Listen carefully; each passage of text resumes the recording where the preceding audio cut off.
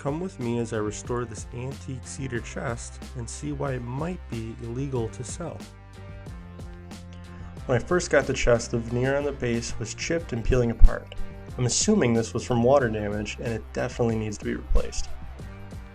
As far as the rest of the finish, it was badly discolored and flaking all over.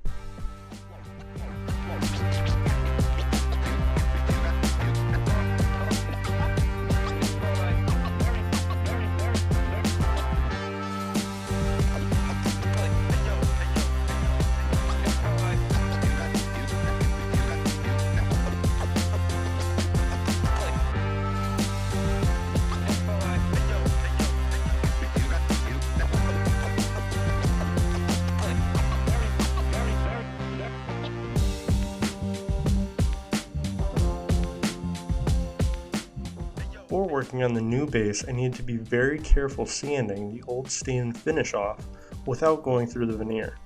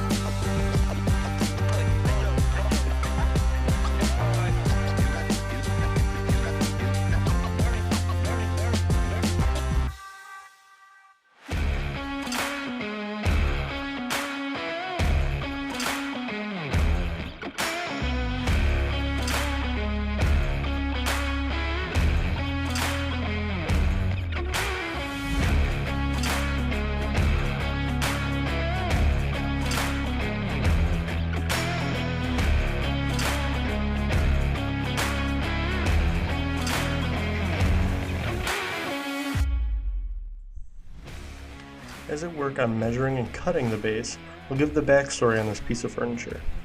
This is a cedar chest made by the company named Lane. They were made anywhere from 1912 to 1987. These chests were recalled by the Consumer Production Safety Commission, or for short CPSC, because of the auto-locking latches. These latches could not be opened from the inside because these chests were built so well that they were airtight.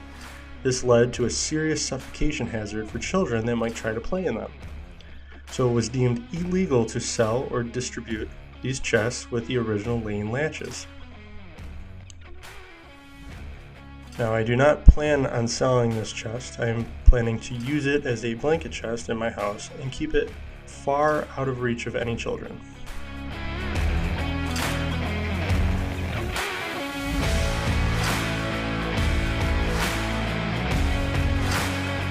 These chests are great pieces because cedar is a natural insect repellent, it has its own moisture regulation, and has a great resistancy to decay.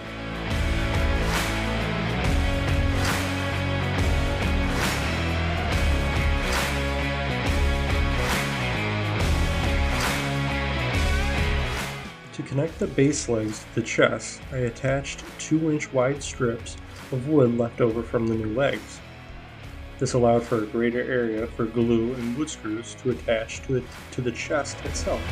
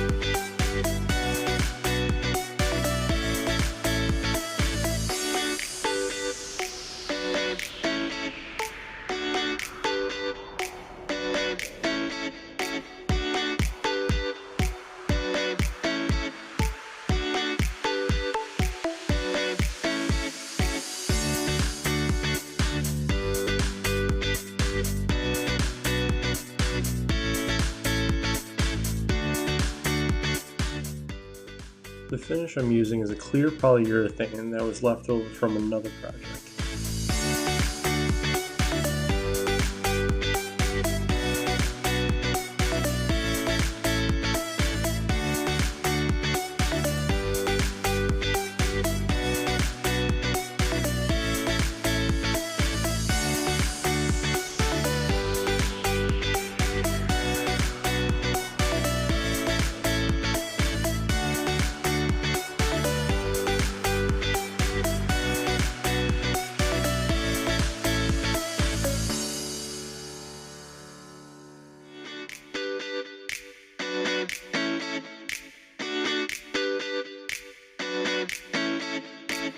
The hardware on the chest was a bit tarnished, so I had to clean them up with Barkeeper's Friend and a little bit of elbow grease. I found a stain to darken the legs in order to match the rest of the chest. The next day, I decided to try and lighten it by sanding, which I think the result matched fairly well.